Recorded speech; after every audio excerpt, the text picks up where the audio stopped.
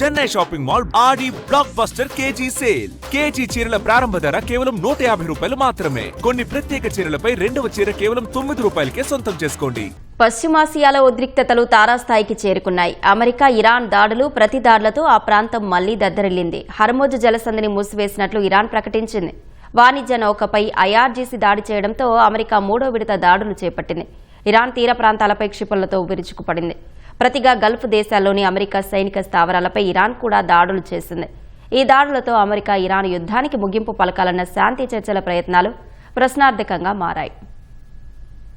America, Iran దాడులతో పశ్చిమాసియా మరోసారి భగ్గుమంది. హర్ముజ్ జలసంధిని మూసివేసినట్లు ఇరాన్ ప్రకటించింది. సైప్రస్ జెండాతో వెళుతున్న వాణిజ్య నౌకపై టెహ్రాన్ దాడులు చేసింది. ఈ దాడిలో నౌక ఇంజన్ రూమ్ దెబ్బతింది. తాము అనుమతించిన మార్గంలో ప్రయాణించాలన్న సూచనను బేఖాతరు చేసినందునే దాడులు జరిపినట్లు Islamic Revolutionary Guards Corps IRGC తెలిపింది. తదుపరి ఆదేశాలు వెలువడే వరకు హర్ముజ్ జలసంధి మూసి ఉంటుందని ప్రకటించింది. వాణిజ్య నౌకపై దాడి చేయడంపై ఆగ్రహం వ్యక్తం చేసిన అమెరికా అందుకు ప్రతిగా టెహ్రాన్పై మూడో విడత క్షిపణి దాడులకు దిగింది.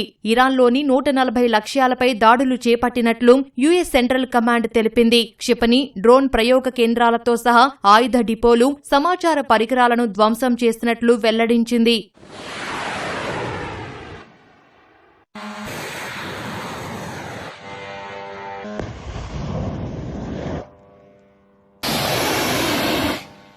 అమెరికా దాడుల నేపథ్యంలో ఇరాన్ సైతం ప్రతిదాడులకు దిగింది. గల్ఫ్ దేశాల్లోని అమెరికా సైనిక స్థావరాలపై దాడులు చేసింది. యుఏఈ, ఖతార్, బహ్రెయిన్, కువైట్, జోర్డాన్లపై డ్రోన్లు, క్షిపణులతో విరుచుకుపడింది. ఇరాన్ దాడులకు ముందు మిడిలీస్ట్ దేశాల్లో సైరన్ల మోత మోగింది.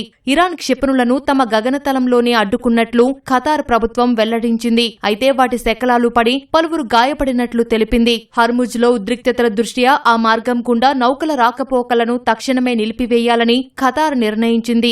తదుపరి ఆదేశాలు వచ్చే వరకు ఆంక్షలు అమల్లో ఉంటాయని పేర్కొంది. కువైట్ సైతం ఇరాన్ దాడులను అడ్డుకుంది. హర్ముజ్ జలసంధి సమీపంలోని ఈశాన్య ప్రాంతాలపై టెహ్రాన్ దాడులు జరిపినట్లు ఒమన్ ప్రభుత్వం వెల్లడించింది. ఇరాన్ క్షిపణులు తమ గగనతలం దాటలేదని యుఏఈ పేర్కొంది.